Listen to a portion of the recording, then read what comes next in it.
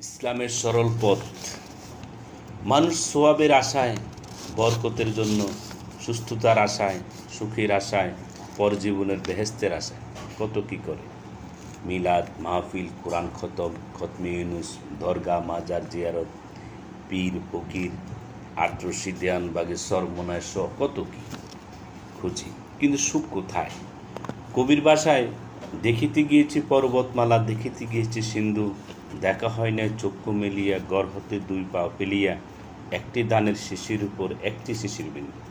দেখুন, ঘরের মধ্যে পড়ে আছে বেহেস্তের মালিকের দেওয়া বিধান আল কোরআন। কখনো মাথায় আসেনি কি আছে এই বিধানে। এই বিধানের শিক্ষকগণ আমাদের দেশে কয়েকটি সূরা, আরবি বর্ণমালা এবং আরবি কোনো রকম রিডিং পড়ার মাধ্যমে আরও বিশেষ। কোনোদিন বিসমিল্লার অর্থ পর্যন্ত কি সেটা আমরা শুনি। তাহলে এই মূল্যবান কোরআনে কি বলা আছে কি করে বুঝব? কি মূল্য আছে এই কিতাবে? যে পড়লে কিছু না বোঝা যায়, তাহলে কেন পড়বে এই কিতাব? তাই তো আমরা এই কিতাবকে দূরে ঠেলে দিয়েছি। অনেকের ঘরে এই কিতাব বোঝা হয়ে দাঁড়িয়েছে। সম্মানের খাতিরে অনেকেই ঘরের আল কোরআনকে বর্তমানে ঠাঁই হয়েছে মসজিদে বা সেখানে অবহেলায় পড়ে আছে এক কোনায়। আসুন দেখি লেখা আছে কি লেখা আছে এই কিতাবে আমাদের জন্য। পবিত্র কোরআনকে আল্লাহ তাআলা বলছেন এই কিতাবে কোনো সন্দেহ নাই। আর আল্লাহ তাআলা বলছেন, আল্লাহ তাআলা আমাদের সব কিছু সহজ করে দিয়েছেন, কোনো কঠিন চান। তো আসুন এখানে কোরআন মজিদে আল্লাহ তাআলা আমাদেরকে বেহেশতের কথা, সুখের কথা কোথায় বলছে? ধরুন সূরা বাকারা আয়াত 25। আর হে নবী সাল্লাল্লাহু আলাইহি সাল্লাম, যারা ঈমান এনেছে এমন সৎ কাজসমূহ করেছে, আপনি তাদেরকে এমন বেহেশতের সুসংবাদ দিন যার পদদেশে নহরসমূহ প্রবাহমান থাকবে। যখনই তারা খাবার হিসাবে কোনো ফল প্রাপ্ত হবে, তখনই তারা বলবে, এ তো অবিকল সেই ফল যা আমরা ইতিপূর্বে লাভ করেছিলাম। বস্তুত তাদেরকে একই প্রকৃতির ফল প্রদান করা হবে এবং সেখানে তাদের জন্য শুদ্ধচারিণী রমণীকুল থাকবে, আর সেখানে তারা অনন্তকাল অবস্থান করবে। সূরা আন-নিসা আয়াত 122। যারা বিশ্বাস স্থাপন করেছে এবং সৎকর্ম করেছে, আপনি তাদেরকে উদ্যানসমূহে প্রবিষ্ট করাবো। আমি তাদেরকে উদ্যানসমূহে প্রবিষ্ট করাবো, যেগুলোর তলদেশে নহরসমূহ প্রবাহিত হয়। তারা চিরকাল তথায় অবস্থান করবে। আল্লাহর প্রতিশ্রুতি দিয়েছেন সত্য সত্য। আল্লাহর চাইতে অধিক সত্যবাদী কে? সূরা আল বাকারা আয়াত 82। পক্ষান্তরে যারা ঈমান এনেছে এবং সৎ কাজ করেছে তারাই জান্নাতের অধিবাসী, তারা সেখানে চিরকাল থাকবে। সূরা আন-নিসা আয়াত 124। যে লোক, পুরুষ হোক কিংবা নারী, কোনো সৎকর্ম করে এবং বিশ্বাসী হয়, তবে তারা জান্নাতে প্রবেশ করবে এবং তাদের প্রাপ্য তিল পরিমাণও নষ্ট হবে না। আল মাইদা। যারা বিশ্বাস স্থাপন করে এবং সৎকর্ম করে সম্পাদন করে, আল্লাহ তাদেরকে ক্ষমা ও মহান প্রতিদানের প্রতিশ্রুতি দিয়েছেন। সূরা ইউনুস আয়াত 9। অবশ্য যেসব লোক ঈমান এনেছে এবং সৎ কাজ করেছে তাদেরকে হেদায়েত দান করবেন তাদের পালনকর্তা, তাদের ঈমানের মাধ্যমে এমন সুসময় কানন কুঞ্জের প্রতি যার তলদেশে প্রবাহিত হয় প্রস্রবণ সমূহ। সূরা হুদ আয়াত 11। তবে যারা ধৈর্য ধারণ করেছে এবং সৎ কার্য করেছে তাদের জন্য ক্ষমা ও বিরাট প্রতিদান রয়েছে।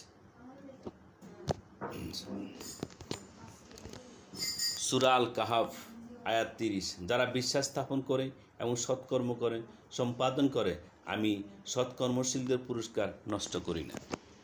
সূরা আল কাহাফ আয়াত 107। যারা বিশ্বাস স্থাপন করে ও সৎকর্ম সম্পাদন করে তাদের অভ্যর্থনার জন্য আছে জান্নাতুল ফেরদাউস।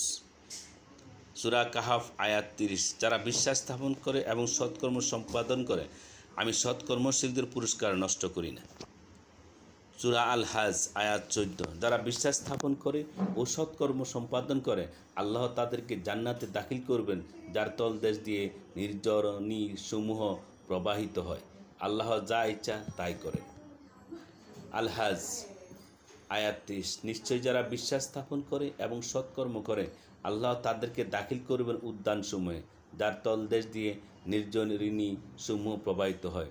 তাদেরকে তথায় স্বর্ণ কঙ্কন ও মুক্তা দ্বারা অলঙ্কৃত করা হবে এবং তথায় তাদের পোশাক হবে রেশমি। সূরা আল হাজ আয়াত 50। সুতরাং যারা বিশ্বাস স্থাপন করেছে এবং সৎকর্ম করেছে তাদের জন্য আছে পাপ মার্জনা এবং সম্মানজনক রুজি।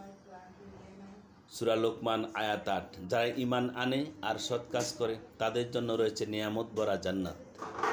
সূরা সাবা আয়াত 4। তিনি পরিণামে যারা মুমিন ও সৎকর্মপরায়ণ তাদেরকে প্রতিদান দেবেন, তাদের জন্য রয়েছে ক্ষমা ও সম্মানজনক রিজিক। সূরা ফাতির আয়াত 7।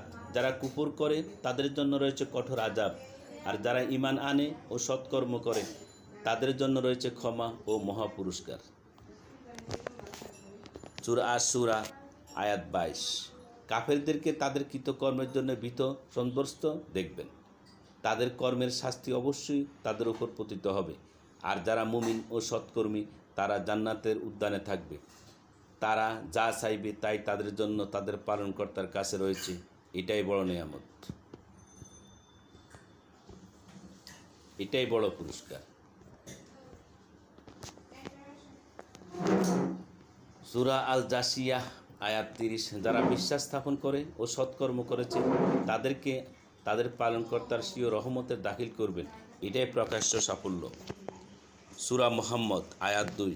আর যারা বিশ্বাস স্থাপন করে সৎকর্ম সম্পাদন করে এবং তাদের পালনকর্তার পক্ষ থেকে মুহাম্মদের প্রতি অবতীর্ণ সত্যে বিশ্বাস করে আল্লাহ তাদের মন্দ কর্মসমূহ মার্জনা করবেন এবং তাদের অবস্থা ভালো করে দেবেন। সূরা আত-তাগাবুন অর্থ সেদিন অর্থাৎ সমাবেশের দিন আল্লাহ তোমাদের সমাবেত করবেন, মানে হাসরের দিন। এদিন তাহার এদিন হার ও জিতির দিন। যে ব্যক্তি আল্লাহর প্রতি বিশ্বাস স্থাপন করে এবং সৎকর্ম স্থাপন করে আল্লাহ তার পাপসমূহ মোচন করবেন এবং তাকে জান্নাত দাখিল করবেন, যার তলদেশে নির্জরিণীসমূহ প্রবাহিত হবে। তারা তথায় চিরকাল বসবাস করবে, এটাই মহা সাফল্য। সূরা 3 আয়াত 6।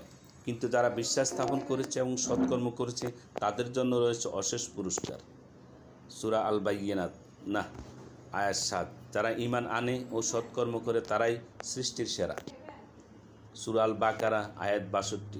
নিঃসন্দেহে যারা মুসলিম হয়েছে এবং যারা ইহুদি, নাসারা ও সাবিঈন তাদের মধ্য থেকে যারা ঈমান এনেছে আল্লাহর প্রতি ও কিয়ামত দিবসের প্রতি এবং সৎ কাজ করেছে তাদের জন্য রয়েছে তার সোয়াবের, তাদের পালনকর্তার রয়েছে তাদের জন্য রয়েছে তার সোয়াব তাদের পালনকর্তার কাছে, আর তাদের কোনো ভয় নেই, ভীতি নেই, তারা দুঃখিত হবে না। সূরা বাকারা আয়াত 177। অর্থ সৎকর্ম শুধু এই নয় যে পূর্ব কিংবা পশ্চিম দিকে মুখ করবে, বরং বড় সৎকর্ম এই যে ঈমান আনবে আল্লাহর উপর, কিয়ামতের দিবসের উপর, ফেরেশতাদের উপর এবং সমস্ত নবী রাসূলগণের উপর, আর সম্পদ ব্যয় করবে তাদের মহব্বতে আত্মীয় স্বজন, এতিম, মিসকিন, মুসাফির, ভিক্ষুক ও মুক্তিকামী কৃতদাসদের জন্য।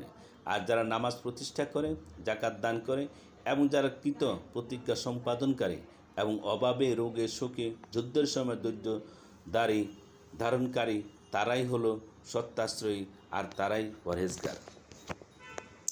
সূরা বাকারা আয়াত 215। তোমার কাছে জিজ্ঞেস করে কি তারা ব্যয় করবে, বলে দাও যে বস্তুত তোমরা ব্যয় করো তা হবে পিতা মাতার জন্যে, আত্মীয় স্বজনের জন্যে, এতিম অনাথদের জন্যে, অসহায়দের জন্যে এবং মুসাফিরদের জন্যে। আর তোমরা যে কোনো সৎ কাজ করবে নিঃসন্দেহে তা অত্যন্ত ভালোভাবেই আল্লাহর জানা রয়েছে।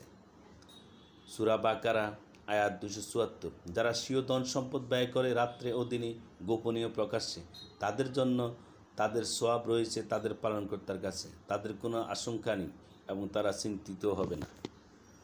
সূরা আল ইমরান আয়াত 134। যারা সচ্ছলতায় ও অভাবে সময় ব্যয় করে, যারা নিজেদের রাগকে সংবরণ করে আর মানুষের প্রতি ক্ষমা প্রদর্শন করে, বস্তুত আল্লাহ সৎকর্মশীল দিগকেই ভালোবাসেন। ধন্যবাদ সবাইকে। আসসালামু আলাইকুম।